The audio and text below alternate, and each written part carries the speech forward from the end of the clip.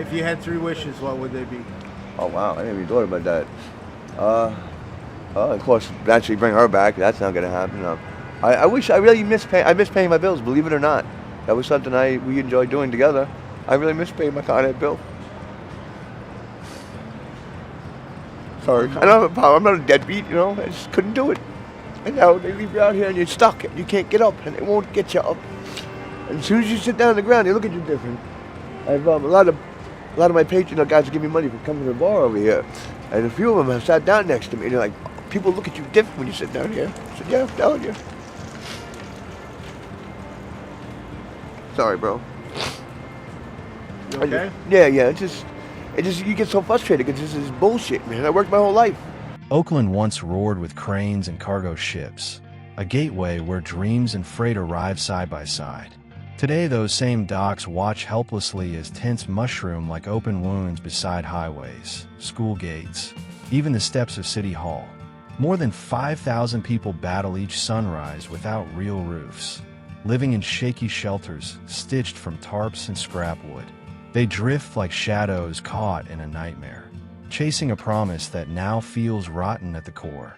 Follow us straight into this hidden maze, where the sparkle of glass towers cannot chase away the darkness pressed against their foundations.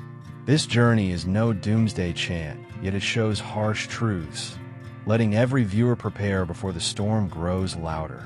Long ago, Oakland meant raw opportunity. Trains rattled in, containers piled high, and newcomers arrived clutching suitcases, a bit of cash, and huge hope. Work hard, save a little, buy a house, build a future for the kids. That was the script everyone believed in.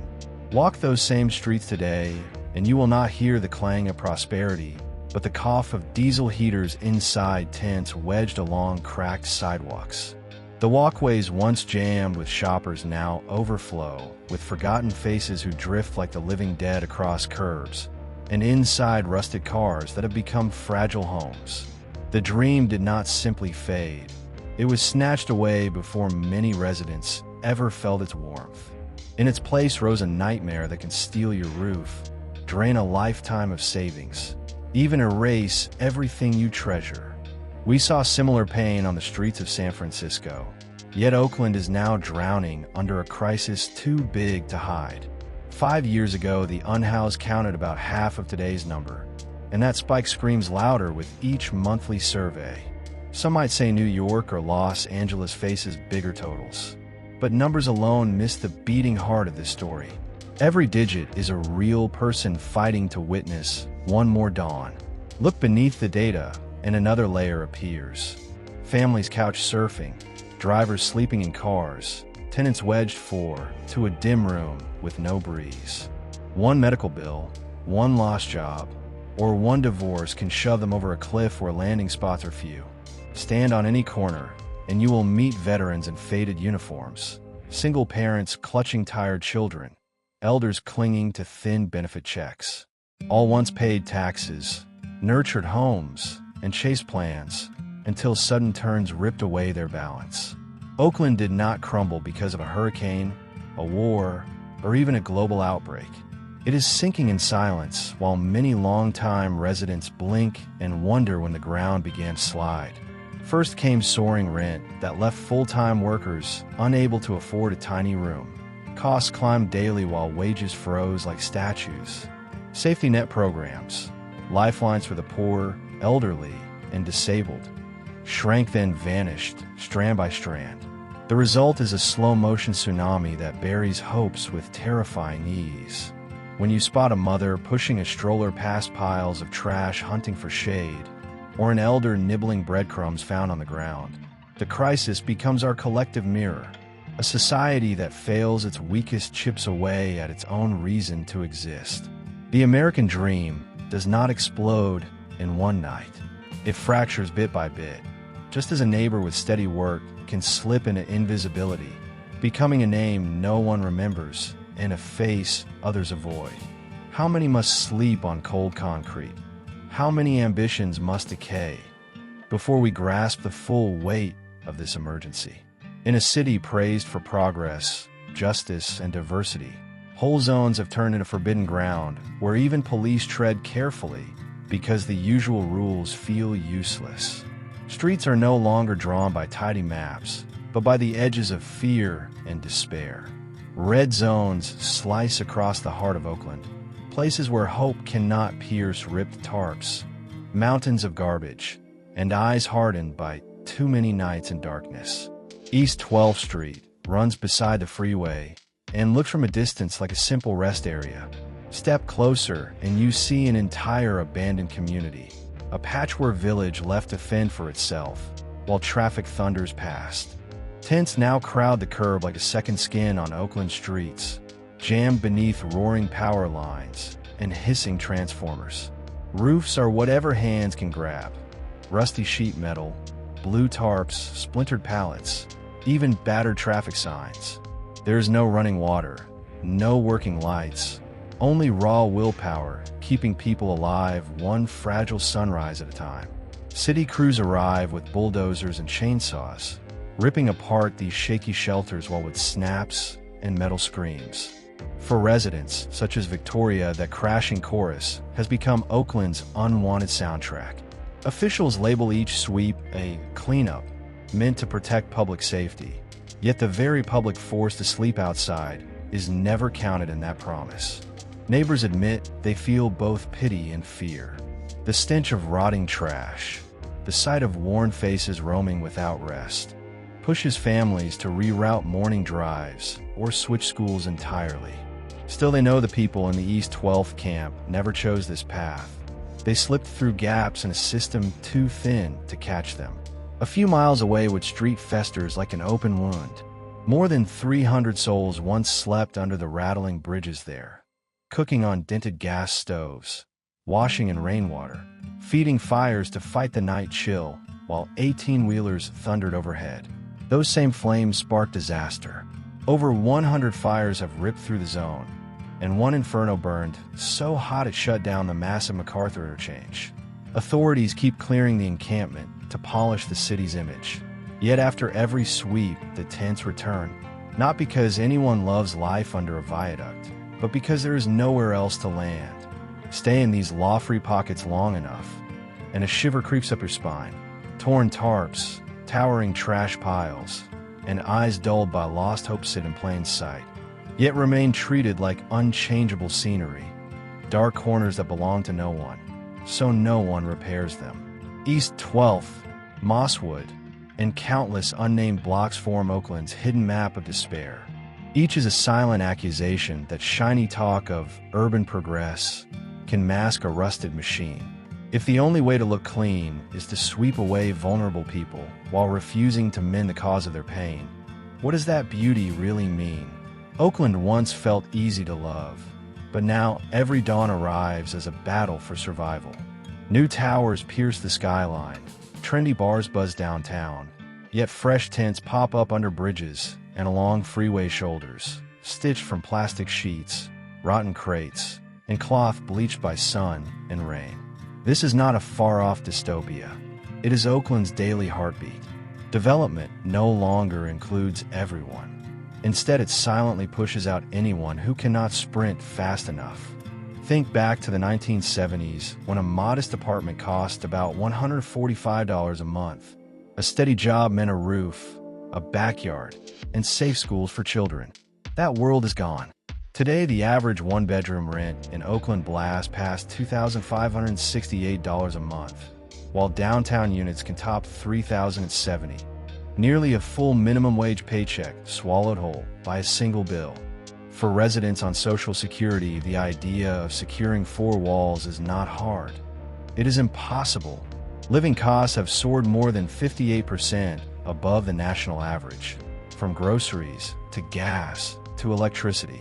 Wages barely budge, social programs shrink, and housing or health subsidies that once offered a lifeline have frayed into threads. Oakland's crisis is no storm that blew in overnight. It is the slow grind of higher prices, frozen paychecks, and vanishing help. And until those roots are cut out, the city will keep trading fresh marble lobbies for growing rows of tattered tents.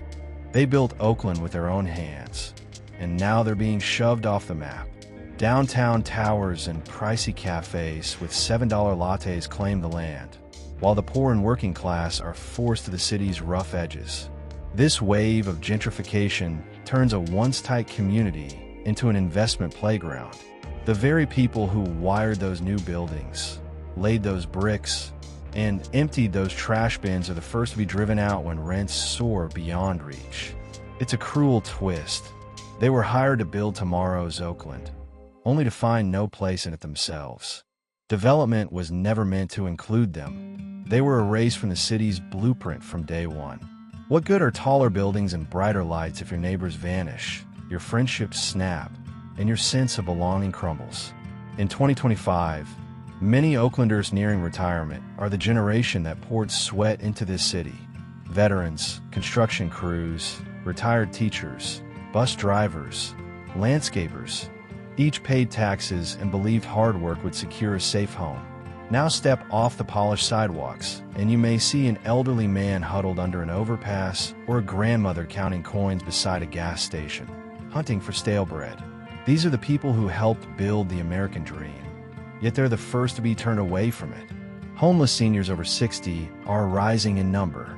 Their monthly Social Security checks, about $1,700, no longer stretch to cover rent, medicine, food, and utilities. When only costs climb and help shrinks, seniors drift like small boats in a stormy sea. A single prolonged illness, an uncovered medical bill, or a small rent hike can wipe out a lifetime of security. Once they slip into homelessness, there's almost no way back. No employer hires someone without an address, and shelters lack room for elders who need nighttime blankets and heart medication. Many older people choose to leave home so their children won't be burdened. They bathe from warm bottles left in sunbeams, eat free meals handed out by volunteers, and pray each night that tomorrow's weather isn't too harsh. Their hopes are simple now: a sturdy roof, a dry bed, a warm cup of tea, and someone to check in on them. Yet in our rush to build skyscrapers and trendy districts, we've abandoned them in silence. No campaign mentions their names, no headlines ask where they sleep, and no political promise shields them. They exist as hidden shadows beneath Oakland's bright facade. And if those who shape this city can be swept aside, who among us is truly safe? One more group vanishes even deeper into the cracks. Oakland's children, not because they're absent, but because their suffering whispers too softly.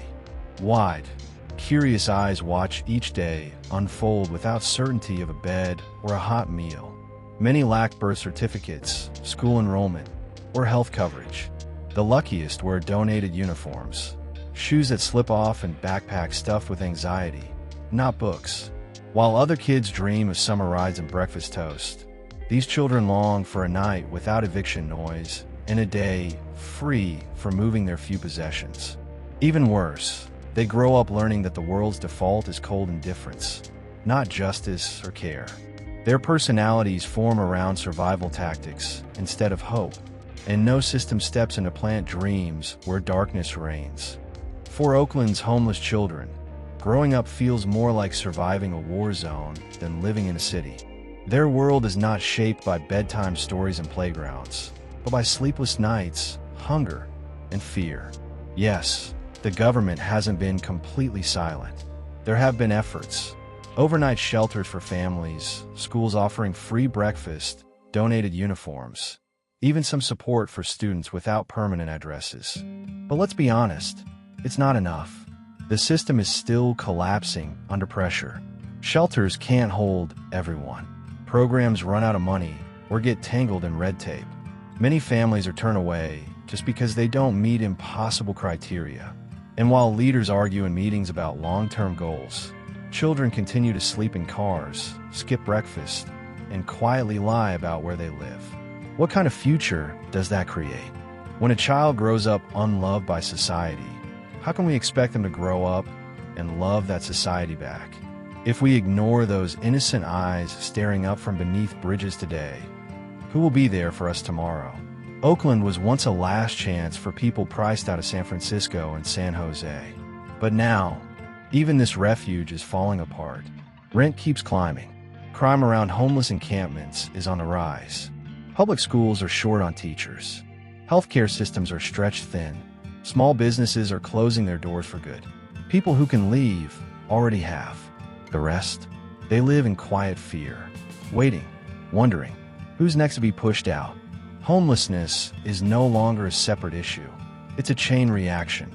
It's tearing apart neighborhoods, overwhelming public services, destroying faith in leadership, and raising a generation that no longer believes anyone is truly in control. City leaders keep patching problems with temporary fixes, hotel vouchers, pop-up shelters, public sweeps after media outcry. But where's the real plan? There's no lasting solution for affordable housing. No recovery blueprint for broken communities. There are meetings and press releases, but the streets tell a different story.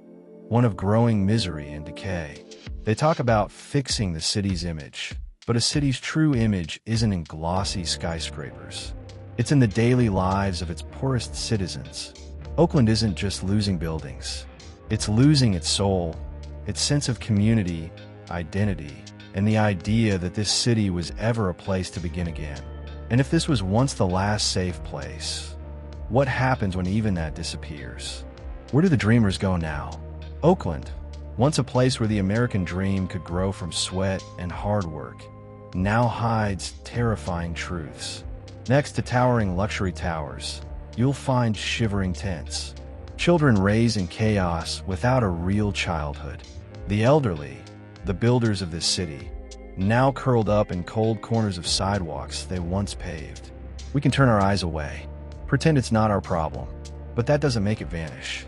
Because Oakland's crisis is not just their story, it's a warning, a signal of what could soon be everywhere unless we act now. If we don't take small steps toward real change, then Oakland's collapse may be tomorrow's reality in cities all across America. So what do you think about what's happening in Oakland? Let us know in the comments.